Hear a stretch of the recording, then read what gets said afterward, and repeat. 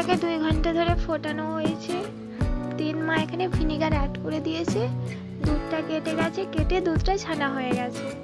দেন মা এখানে ছানাটাকে ভালো করে ধুয়ে নিচ্ছে, যেহেতু ভিনিগার অ্যাড করা ছিল যাতে টক টক ভাবটা একদম না থাকে। জল দিয়ে ধোয়া হয়ে গেছে ছানাটাকে। তো মা এখন নিংড়ে নেবে। দেখো, চলো মা নিংড়ে নিক, দেন তোমার সাথে শেয়ার করছি। দেন গ্যাস অন করে কড়াই চাপিয়ে দুধটা অ্যাড করা হয়েছে। যেহেতু দুধটা আগে থেকে ফোটানো ছিল, ওই জন্য জাস্ট এটা আধ ঘন্টা কুক করা হবে। দেন এখানে অল্প করে সামান্য মা সুগার অ্যাড করে দিল। ফার্স্টেই বলে দিই, তোমরা একটু বেশি যদি সুগার খাও তাহলে সুগারের পরিমাণ অবশ্যই বেশি দিও। আমরা যেহেতু কম খাই ওই জন্য সুগারটা একটুখানি কম দিয়েছি।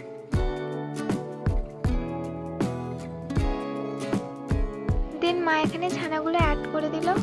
তো সবগুলো ছানা অ্যাড করা হয়ে যায়। দেন তোমার সাথে কথা বলছি।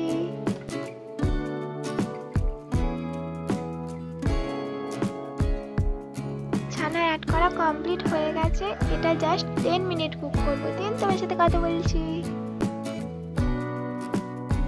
দেন আমি এখানে ছোট্ট 10 টাকা দামের পাউডার দুধ অ্যাড করেছি। তোমরা চাইলে নাও দিতে পারো। তো আমার যেহেতু মানে কি দুধে পাউডার খুবই ভালো লাগে, ওই জন্য আমি অ্যাড করেছি।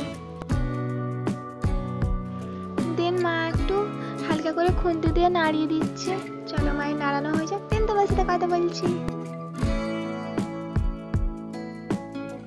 লাস্ট মোমেন্টে এইখানে এলাচের গুঁড়ো অ্যাড করা হয়েছে। জাস্ট 5 মিনিট কুক করা হবে, দেন নামিয়ে নেওয়া হবে।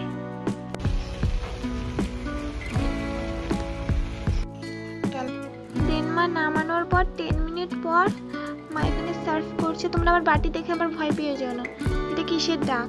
এটা টারমারিক রাখা ছিল 2-3 দিন ধরে, আমি নোটিস করিনি। মানে কি বলবো, যে দাগটা লেগে যাবে, তো মানে কোনো কিছু হয় না, জাস্ট ওটা ওইরকমই কালার হয়ে থাকে। কোনো মানে ওঠেও আসে না কালারটা, আর কিচ্ছু হয় না। তো মায়ের এখানে সার্ভ করা কমপ্লিট হয়ে গেছে। মা তার উপর দিয়ে কিশমিশ অ্যাড করে দিচ্ছে।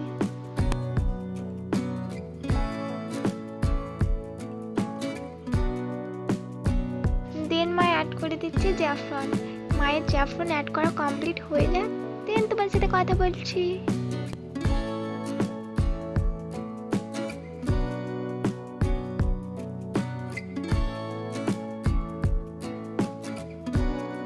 আমাদের ছানার পায়েস একবারে রেডি। দেখো কতটা মানে কি সুন্দর লাগছে দেখতে, তো টেস্টটা কতটা সুন্দর হবে তোমরাই গেস করো গাইস। চলো মায়ের কাছ থেকে রিভিউটা নিই।